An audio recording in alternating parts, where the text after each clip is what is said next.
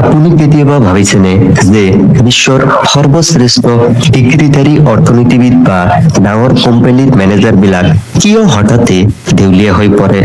আনহাতে এজন অতি সাধাৰণ গেছ ষ্টেচনৰ কৰ্মী বা ঝাৰুদাৰে নিজৰ মৃত্যুৰ সময়ত কেনেকৈ কোটি কোটি টকাৰ সম্পত্তি দান কৰি থৈ যাব পাৰে?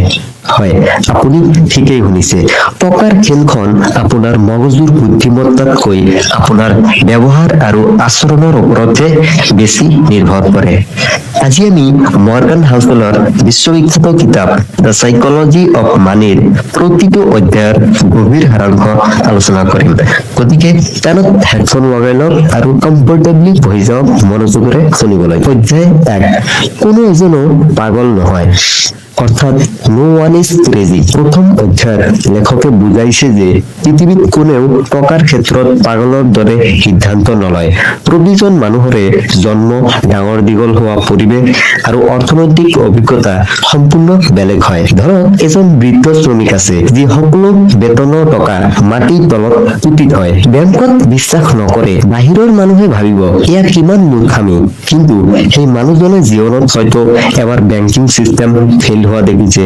তেওঁৰ অভিজ্ঞতাই তেওঁৰ সিদ্ধান্ত নিৰ্ধাৰণ কৰিছে। গতিকে তেওঁ পাগল নহয়, তেওঁ কেৱল তেওঁৰ নিজৰ দৃষ্টিভংগীৰ পৰা সিদ্ধান্ত লৈছে। যিজন ব্যক্তিয়ে শৈশৱত চৰম দৰিদ্ৰতা দেখিছে, তেওঁ টকা আৰু ৰিস্ক যিদৰে বুজিব পাৰে, এজন ধনী ব্যৱসায়ীৰ সন্তানে তাক তেনেকৈ কেতিয়াও বুজিব নোৱাৰে। মানুহে গাণিতিক ফৰ্মুলাৰে নহয়, নিজৰ পৰিস্থিতি আৰু আৱেগেৰে বিত্তীয় সিদ্ধান্ত লয়। অৰ্থাৎ এই অধ্যায়ৰ মূল কথাটোৱেই হ'ল কাৰোবাৰ বিত্তীয় সিদ্ধান্তক বিচাৰ কৰাৰ আগতে তেওঁৰ জীৱনৰ অভিজ্ঞতাক বুজিবলৈ চেষ্টা কৰা। অধ্যায় 2, ভাগ্য আৰু বিপদাশংকা, অৰ্থাৎ লাক এণ্ড ৰিস্ক। ভাগ্য আৰু ৰিস্ক দুয়োটা পিঠি ভাই ভনীৰ দৰে। আপোনাৰ প্ৰতিটো সফলতা বা বিফলতা কেৱল আপোনাৰ একক পৰিশ্ৰমৰ ফল নহয়, ইয়াত বিশ্বৰ অদৃশ্য শক্তিসমূহৰো হাত থাকে। ধৰক দুজন বন্ধু একেলগে ব্যৱসায় আৰম্ভ কৰিলে। এজনৰ দোকান মেইন ৰাস্তাৰ কাষতে পৰিল, আনজনৰটো ভিতৰৰ গলিত। একেই পৰিশ্ৰম, একেই মেধা, কিন্তু ফলাফল সম্পূৰ্ণ বেলেগ। এয়াই ভাগ্যৰ প্ৰভাৱ। গতিকে বিল গেটছৰ উদাহৰণ ইয়াত লেখকে আগবঢ়ায় যে 1966 চনত গোটেই পৃথিৱীৰ লাখ লাখ ছাত্ৰৰ ভিতৰত মাত্ৰ তেওঁলোকৰ লেকচাইড স্কুলখনতে কম্পিউটাৰ আছিল। এয়া আছিল বিৰল ভাগ্য। আনহাতে তেওঁৰ সমানেই প্ৰতিভাশালী বন্ধু কেন ইভান্সে হাইস্কুল শেষ কৰাৰ আগতেই এক পাহাৰীয়া দুৰ্ঘটনাত প্ৰাণ হেৰুৱালে। এয়া আছিল চৰম বিপদাশংকা বা ৰিস্ক। আৰু এই অধ্যায়ৰ মেইন লাৰ্নিংটো হৈছে কাৰোবাৰ সফলতাক কেৱল তেওঁৰ বুদ্ধিমত্তা বুলি আৰু কাৰোবাৰ বিফলতাক এলেহুৱা বুলি কেতিয়াও বিচাৰ কৰা উচিত নহয়। অধ্যায় 3, কেতিয়াও পৰ্যাপ্ত নহয়, অৰ্থাৎ নেভাৰ এনাফ। বহুতো সফল মানুহে আৰু অলপ বেছি লাগে নামৰ এই সীমাহীন লোভৰ বাবে নিজৰ থকাখিনিও হেৰুৱাই পেলায়। এজন সফল ব্যৱসায়ীৰ কথা ভাবক। তেওঁৰ হাতত 5খন দোকান, ডাঙৰ ঘৰ, গাড়ী সকলো আছে। কিন্তু এদিন তেওঁ চৰকাৰী ঠিকাত অবৈধভাৱে বেছি টকা লবলৈ গৈ ধৰা পৰিল। কিয়? কাৰণ যথেষ্ট হৈছে বুলি কব পৰা মানসিক শক্তি তেওঁৰ নাছিল। লেখকে ইয়াত ৰজত গুপ্তা আৰু বাৰ্নি মেডফৰ উদাহৰণ দিছে। কোটি কোটি টকা, ক্ষমতা আৰু সন্মান থকাৰ পিছতো তেওঁলোকে বেআইনী কামৰ আশ্ৰয় ললে আৰু শেষত জেললৈ গল। সন্মান, স্বাধীনতা আৰু পৰিয়ালক কেতিয়াও অতিৰিক্ত লাভৰ বাবে বাজি লগাব নালাগে। সেয়েহে কেতিয়া যথেষ্ট হব সেই সীমাৰেখাডাল নিজে টানি লওক, নহলে লোভে আপোনাক ধ্বংস কৰিব। অধ্যায় 4, আচৰিত চক্ৰবৃদ্ধি হাৰ, অৰ্থাৎ কনফাউণ্ডিং কম্পাউণ্ডিং। টকা বৃদ্ধিৰ আটাইতকৈ ডাঙৰ যাদু হৈছে কম্পাউণ্ডিং, কিন্তু আমাৰ মগজুৱে ইয়াৰ শক্তিক সহজে বুজিব নোৱাৰে। ধৰক আপুনি প্ৰতি মাহে মাত্ৰ 1000 টকা জমা কৰি থাকিল আৰু বছৰি 12% সুদ পালে। 10 বছৰ পিছত মাত্ৰ 2 লাখ টকা হব, কিন্তু 30 বছৰ পিছত সেয়া হৈ যাব প্ৰায় 35 লাখ টকা। সময়েই হৈছে আচল যাদু। ৱাৰেন বাফেটৰ $84 বিলিয়নতকৈও অধিক সম্পত্তি তেওঁৰ 50 বছৰ বয়সৰ পিছতহে হৈছিল, কাৰণ তেওঁ মাত্ৰ 10 বছৰ বয়সৰ পৰাই একেৰাহে বিনিয়োগ কৰি আহিছে। তেওঁৰ আচল ৰহস্য কেৱল ভাল ষ্টক কিনাটো নহয়, সেই ষ্টক কেইবা দশক ধৰি ৰখাটোহে। অৰ্থাৎ সোনকালে ধনী হোৱাৰ চমকদাৰ চিন্তা বাদ দি ধৈৰ্য ধৰি দীৰ্ঘদিন বিনিয়োগ কৰি ৰাখক। অধ্যায় 5, ধনী হোৱা বনাম ধনী হৈ থকা, অৰ্থাৎ getting wealthy versus staying wealthy. টকা উপাৰ্জন কৰাৰ হাজাৰটা উপায় থাকিব পাৰে, কিন্তু ধনী হৈ থকাৰ মাত্ৰ এটাই উপায়, মিতব্যয়িতা আৰু সজাগতা। ইয়াৰ বহু উদাহৰণ আছে। কোনোবাই লটাৰীত কোটি টকা জিকিলে কিন্তু 5 বছৰতে নিঃস্ব হৈ যায়। কিয়? কাৰণ ধনী হোৱা আৰু ধনী হৈ থকা দুটা সম্পূৰ্ণ বেলেগ দক্ষতা। ধনী হবলৈ আশা, ৰিস্ক আৰু ধনাত্মক চিন্তা লাগে, কিন্তু ধনী হৈ থাকিবলৈ সম্পূৰ্ণ ওলোটা ব্যৱহাৰ লাগে, বিনম্ৰতা আৰু এই মানসিকতা যে আজি যি আছে কাইলৈ বজাৰৰ এক জোকাৰণিয়ে তাক ৰাহি লৈ যাব পাৰে।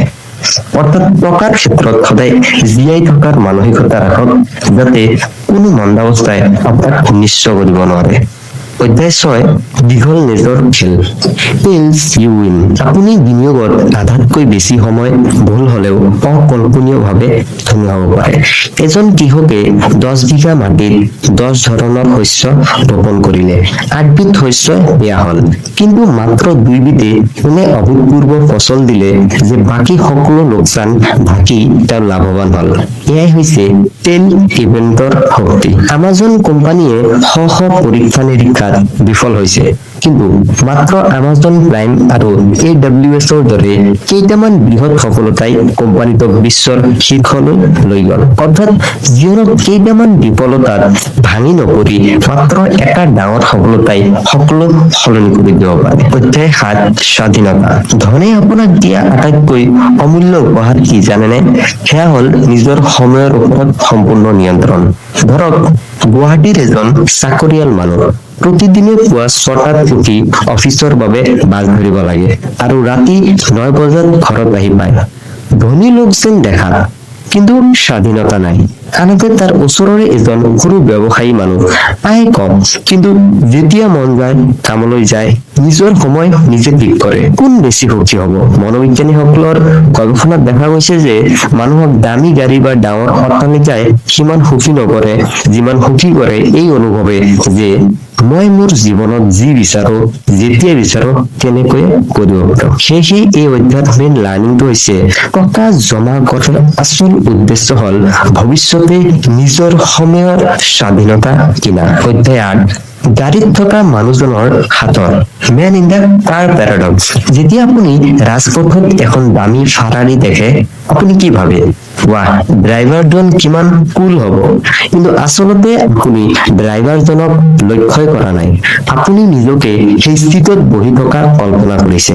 একেদৰে আপুনি যেতিয়া দামী গাড়ী কিনে আৰু এয়া ভাবে মানুহে মোক কুল ভাবিব, কিন্তু আচলতে মানুহে আপোনাক নহয়, নিজকে সেই গাড়ীত বহা কল্পনা কৰে। অৰ্থাৎ আপুনি যি সন্মান আশা কৰিছিলে সেয়া কেতিয়াও নাপায়। সঁচা সন্মান দামী বস্তুৰ নহয়, বিনম্ৰতা, দয়া আৰু ভাল ব্যৱহাৰেৰে আহে। সেয়েহে দামী বস্তু প্ৰদৰ্শন কৰি সন্মান পোৱাৰ চিন্তা এৰক। সঁচা সন্মান চৰিত্ৰৰ পৰাহে আহে। অধ্যায় 9, সম্পত্তি হল যিটো আপুনি দেখা নাপায়। Wealth is what you don't see. ধনী আৰু সম্পত্তিশালী এই দুটা শব্দ একো নহয়। ধৰক আপোনাৰ ওচৰত চুবুৰীয়াতে এজন মানুহ আছে যাৰ নতুন গাড়ী, ডাঙৰ ঘৰ আৰু দামী কাপোৰ আছে। তেওঁ দেখাত ধনী, কিন্তু যদি তেওঁ সকলো ঋণত কিনিছে আৰু বেংকত এটকাও নাই, তেওঁ আচলতে নিঃস্ব। আনহাতে আপোনাৰ চুবুৰীয়াতে ধৰক আন এজন সাধাৰণ কাপোৰ পিন্ধা মানুহ আছে যাৰ বেংকত 50 লাখ টকা আছে। তেওঁৱে হৈছে প্ৰকৃত সম্পত্তিশালী। প্ৰকৃত সম্পত্তি হল সেইটো ধন যিটো এতিয়ালৈকে খৰচ কৰা হোৱা নাই। চকুৰে দেখা বিলাসী বস্তু কিনিলেই সম্পত্তি কমেহে। অৰ্থাৎ দেখুৱাবলৈ ধনী নহব, প্ৰকৃততে সম্পত্তিশালী হোৱাৰ দিশতে আগবাঢ়া উচিত। অধ্যায় 10, টকা সঞ্চয় কৰক, ছেভ মানি। সঞ্চয় কৰিবলৈ আপোনাক কোনো বিশেষ লক্ষ্যৰ প্ৰয়োজন নাই, কেৱল সঞ্চয়ৰ বাবেই সঞ্চয় কৰক। এই অনিশ্চিত পৃথিৱীত কেতিয়া কি সংকট আহে কোনেও কব নোৱাৰে। কৰোণা কালত কিমান মানুহৰ হঠাতে চাকৰি গল, যাৰ হাতত জমা ধন আছিল তেওঁ টিকিল, যাৰ নাছিল তেওঁ ঋণত বুৰ গল। লেখকে এটা সুন্দৰ সূত্ৰ দিছে, সঞ্চয় ইজ ইকুৱেল টু আয় মাইনাছ অহংকাৰ। আপুনি যদি নিজৰ অহংকাৰ আৰু লোকক দেখুওৱাৰ মানসিকতা কমাই ৰাখিব পাৰে, অতিৰিক্ত আয় নোহোৱাকৈও সঞ্চয় আপোনা আপুনি বৃদ্ধি পাব। অৰ্থাৎ জমা ধন হল জীৱনৰ আটাইতকৈ ডাঙৰ কবচ। অধ্যায় 11, যুক্তিপূৰ্ণ বনাম যুক্তিসংগত, ৰিজনেবল ভাৰ্চেছ ৰেচনেল। বিত্তীয় সিদ্ধান্ত লওঁতে সম্পূৰ্ণ গাণিতিকভাৱে যুক্তিপূৰ্ণ হবলৈ নিবিচাৰি বাস্তৱিকভাৱে যুক্তিসংগত হওক। গণিতৰ কিতাপ অনুসৰি ঘৰৰ লোন পৰিশোধ নকৰি সেই ধনেৰে শ্বেয়াৰ বজাৰত বিনিয়োগ কৰাটো বেছি লাভজনক হ'ব পাৰে। কিন্তু লোন পৰিশোধ কৰাৰ পিছত যদি আপুনি ৰাতি শান্তিপূৰ্ণভাৱে শুব পাৰে, তেন্তে আপোনাৰ বাবে সেইটোৱেই শ্ৰেষ্ঠ সিদ্ধান্ত। আপোনাৰ মানসিক শান্তিৰ মূল্য গণিততকৈ বেছি। অৰ্থাৎ সৰ্বোত্তম বিত্তীয় সিদ্ধান্ত সেইটোৱেই যিটোত আপুনি শান্তিত থাকিব পাৰে। অধ্যায় 12, ছাৰপ্ৰাইজ অৰ্থাৎ আচৰিত। অৰ্থনীতিৰ ইতিহাসক ভৱিষ্যতৰ মানচিত্ৰ বুলি ধৰি ললে আটাইতকৈ ডাঙৰ ভুল হ'ব। ডাঙৰ অৰ্থনৈতিক মন্দাৱস্থা বা 2020 চনৰ কৰোনা মহামাৰী, এই ঘটনাবোৰ কোনো ইতিহাসৰ ফৰ্মুলাত লিখা নাছিল। বজাৰ সদায় সলনি হৈ থাকে। ইতিহাসৰ পৰা কেৱল মানুহৰ আৱেগ, ভয় আৰু লোভৰ আচৰণটোহে শিকিব লাগে। সেয়েহে ভৱিষ্যতৰ যিকোনো অভূতপূৰ্ব পৰিস্থিতিৰ বাবে সদায় মানসিকভাৱে সাজু থাকক। অধ্যায় 13, ভুলৰ বাবে ঠাই ৰাখক, ৰুম ফৰ এৰৰ। যিকোনো বিত্তীয় পৰিকল্পনাত সদায় এটা মাৰ্জিন অফ ছেফটি অৰ্থাৎ ভুলৰ বাবে সুৰক্ষিত অতিৰিক্ত ঠাই ৰাখিব লাগে। এজন অসমীয়া ঘৰুৱা গৃহিণীয়ে সদায় মাহেকীয়া বাজেটৰ পৰা অলপ ধন আঁতৰাই জৰুৰীকালীন টকা বুলি আলাদাকৈ ৰাখে। সেই মাহত কোনো বিপদ নহলেও তেওঁ সেই টকা নোচোৱে। এয়াই হৈছে প্ৰকৃত বিত্তীয় জ্ঞান।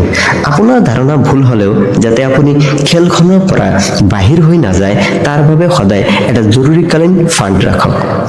অৰ্থাৎ পৰিকল্পনাত সদায় ভুলৰ বাবে ঠাই ৰাখক। নিখুঁত পৰিকল্পনা বুলি একো নাথাকে। অধ্যায় 14, আপুনি সলনি হ'ব, ইউ উইল চেঞ্জ। মানুহৰ এক মানসিক বিভ্ৰান্তি আছে।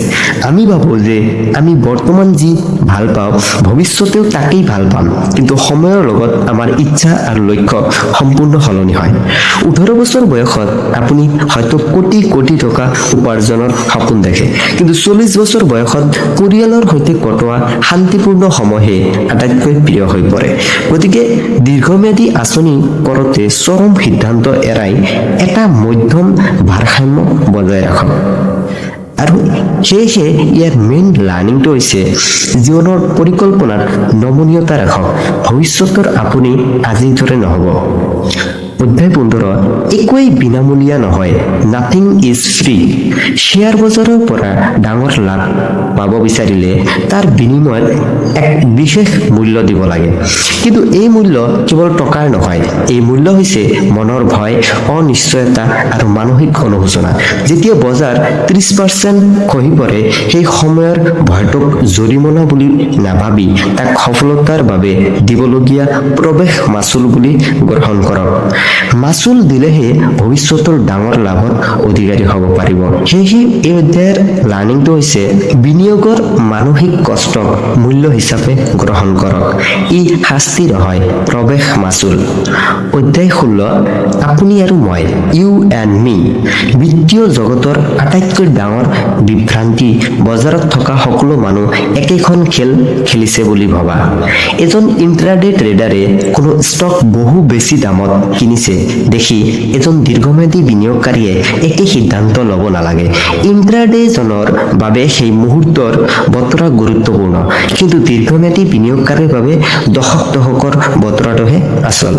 সেয়েহে আপুনি বজাৰত কোনখন খেল খেলিছে সেইটো স্পষ্টকৈ চিনাক্ত কৰক। আনক অন্ধভাৱে অনুকৰণ নকৰিব। অধ্যায় 17, নিৰাশাবাদৰ আকৰ্ষণ, দ্য ছিডাকশ্যন অফ পেছিমিজম। ইতিবাচক কথাতকৈ নেতিবাচক ভয়ংকৰ কথাবোৰ মানুহে অতি সোনকালে বিশ্বাস কৰে। ধৰক কোনোবাই যদি কয় কাইলৈ বজাৰ ধ্বংস হ'ব বা কাইলৈ বজাৰত ডাউনফল আহিব, মানুহে তেওঁক জ্ঞানী বুলি ভাবে।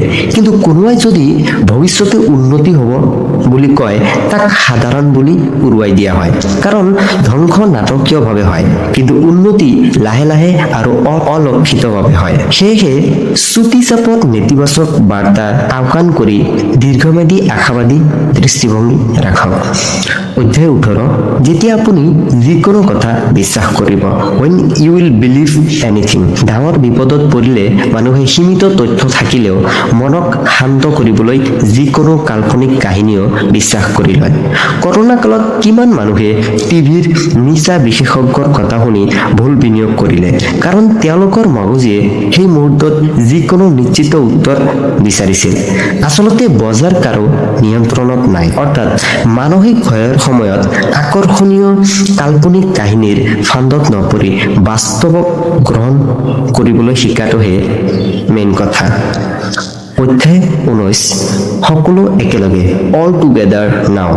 এই অধ্যায়ত লেখকে কিতাপখনৰ সকলো শিক্ষা একত্ৰিত কৰি কেইটামান ব্যৱহাৰিক পৰামৰ্শ দিছে।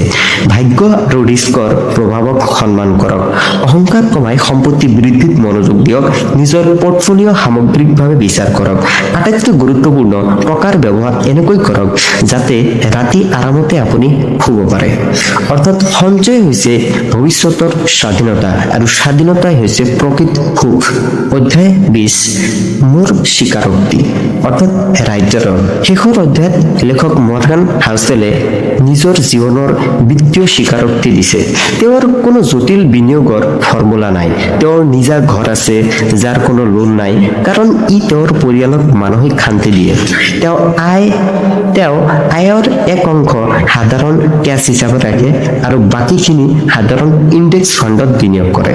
তেওঁ বজাৰক হাৰ মনাব নোখোজে, ধৈৰ্য আৰু সৰলতাৰে দীৰ্ঘদিন অপেক্ষা কৰিব খোজে। সেয়েহে তেওঁৰ মতে বিত্তীয় পৰিকল্পনা যিমান সৰল হ'ব, জীৱনত বৰ্তি থকাৰ সম্ভাৱনা সিমানে বাঢ়িব। তো বন্ধুসকল, মৰ্গান হাউছেলৰ এই সমগ্ৰ যাত্ৰাটো যদি এষাৰ কথাত সামৰো, তেনেহ'লে টকাৰ আচল খেলখন আপোনাৰ IQ-তকৈ আপোনাৰ ধৈৰ্য, বিনম্ৰতা আৰু আৱেগ নিয়ন্ত্ৰণৰ ওপৰতহে নিৰ্ভৰ কৰে। প্ৰকৃত ধনী সেইজন নহয় যাৰ গেৰেজত দামী গাড়ী আছে, প্ৰকৃত সম্পত্তিশালী সেইজনহে যাৰ পুৱা শুই উঠি নিজৰ সময়খিনি নিজৰ মতে খৰচ কৰাৰ সম্পূৰ্ণ স্বাধীনতা আছে। আজিৰ পৰাই আপোনাৰ বিত্তীয় ব্যৱহাৰ সলনি কৰক। আপোনাৰ আটাইতকৈ প্ৰিয় অধ্যায় কোনটো আছিল সেয়া কমেণ্ট কৰি জনাব। এই অডিঅ' বুকটোৱে যদি আপোনাক অলপ হ'লেও উপকাৰ কৰিছে, তেন্তে এতিয়াই লাইক কৰক আৰু আপোনাৰ প্ৰিয় বন্ধু বান্ধৱলৈ শ্বেয়াৰ কৰক, আৰু লাইফ লাৰ্ণিং হাব চেনেলটো ছাবস্ক্ৰাইব কৰিবলৈ নাপাহৰক, যাতে আপুনি পৰৱৰ্তী সময়ত এনেধৰণৰ অডিঅ' বুক মিছ নকৰে। আকৌ লগ পাম আন এখন সুন্দৰ কিতাপৰ যাত্ৰাৰ সৈতে। তেতিয়ালৈকে ভালে থাকক, নিজৰ যত্ন লওক। ধন্যবাদ। জয় অসম, জয় হিন্দ।